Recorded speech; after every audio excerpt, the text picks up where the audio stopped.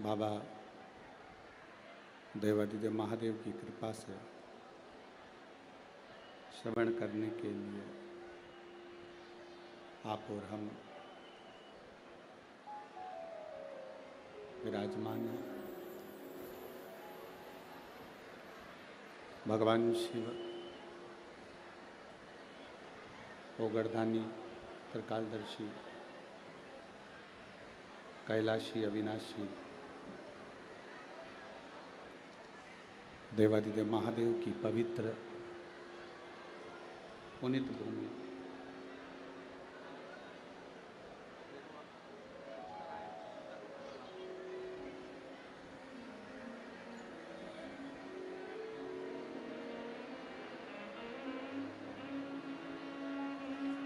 भगवान शिव की कृपा से बाबा देवादिदेव महादेव की करुणा से नागपुर नगर में भगवान शिव की पवित्र शिव महापुराण की कथा श्रवण करने का सौभाग्य प्राप्त हुआ है। कथा के मुख्य यजमान श्री मोहन गोपाल राव जी मते, सो सविता मोहन जी मते, श्री मदन गोपाल राव मते, सो भारती मदन मते, साहिल मदन मते। एक बार जोरदार ताली बजाकर यजमान परिवार के लिए स्वागत वंदन अभिनंदन।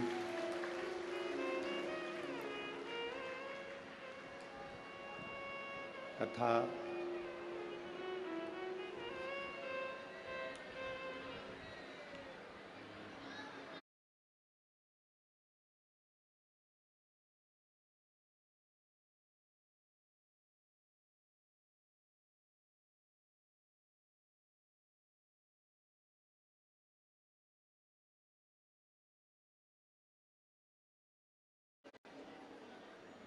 अगर कोई व्रत कोई उपास आप कर रहे हैं,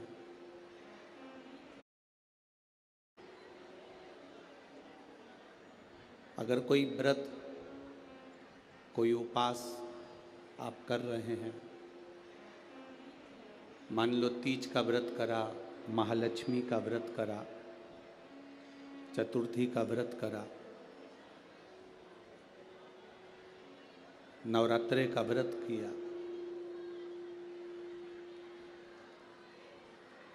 कोई भी व्रत जब हम धारण करते हैं, कोई भी व्रत जब हम करते हैं, तो उस व्रत की साक्षी ध्रुव जी महाराज देते हैं। ये श्रीमद् भागवत कथा में भी वर्णन आता है ध्रुव कथा का, तो उसमें कहा गया। पर व्रत की साक्षी ध्रुव जी देते हैं। शिव महापुराण की कथा कहती है कि साक्षी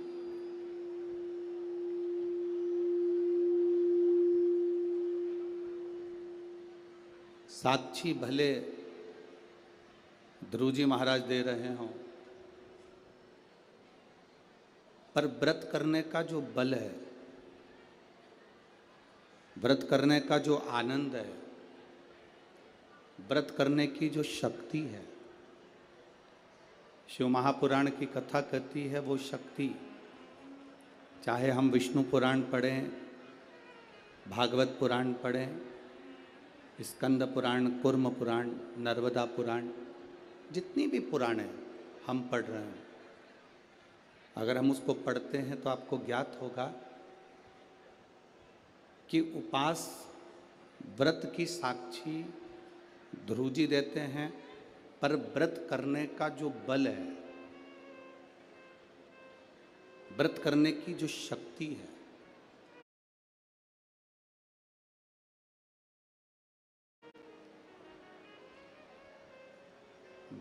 व्रत करने की जो ताकत है वो कोई दूसरा नहीं देता। व्रत करने की ताकत, शक्ति, बल मेरा देव अधिदेव महादेव प्रदान करता है।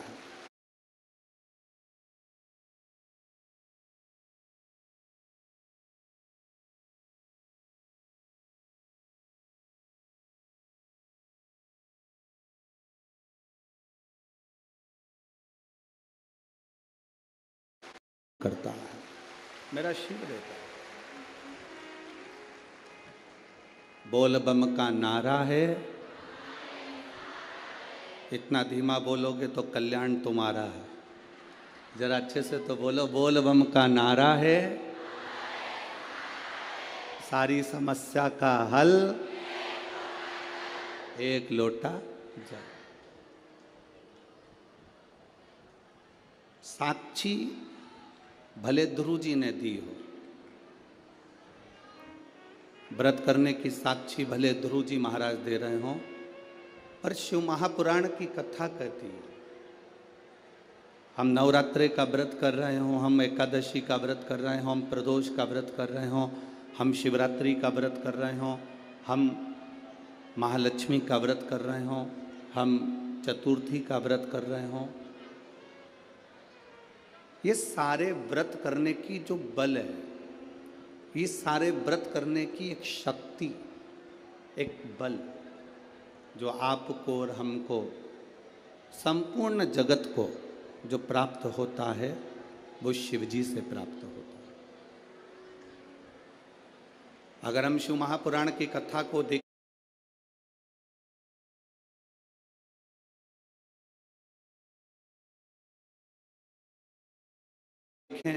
तो माता पार्वती जी अपने तप को कर रही हैं।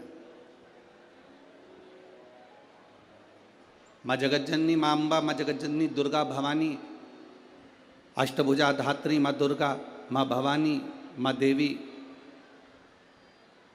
अगर शिव जी को प्राप्त करने के लिए कोई व्रत कर रही हैं, शंकर भगवान को प्राप्त करने के लिए कोई साधना कर रही हैं, भगवान को पाने के लिए कोई उपास कर रही हैं, यहाँ तक शिव महापुराण की कथा कहती है कि उन्होंने भोजन त्याग दिया था, जल त्याग दिया था, फल त्याग दिया था। शिव महापुराण की कथा कहती है केवल वृक्ष की पत्तियों को ग्रहण करती थी, वृक्ष की पत्ती को भी छोड़ दिया था।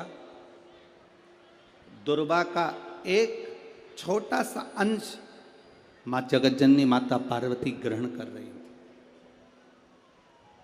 एक छोटा सा अंश दुर्वा का, वो भी छोड़ दिया था।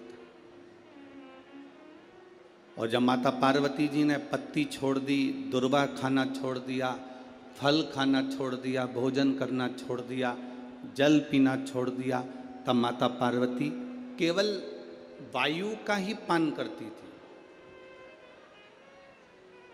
केवल वायु का पान करती थी। समय ऐसा आया कि माता पार्वती जी ने वायु का पान भी नासिका की एक स्वर से करना प्रारंभ किया। धीरे धीरे माता पार्वती जी ने वायु को भी अपने अंदर रोक लिया। तब देवाधिदेव महादेव पार्वती जी के सम्मुख में प्रकट हुए और शिव जी ने पार्वती को वर प्रदान किया। शंकर जी कहते हैं सुनो पार्वती, तुमने मेरी आराधना करी है, तुमने मेरी साधना करी है, मेरी साधना इतनी बलवान तुमने करी है कि तुम्हारी शक्ति प्रबल हो गई। पार्वती आज मैं तुमको 2 वर देता हूं।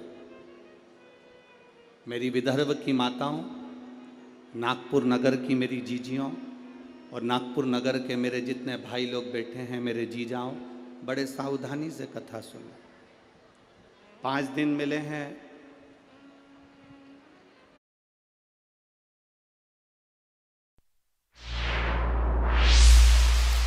योकोहामा।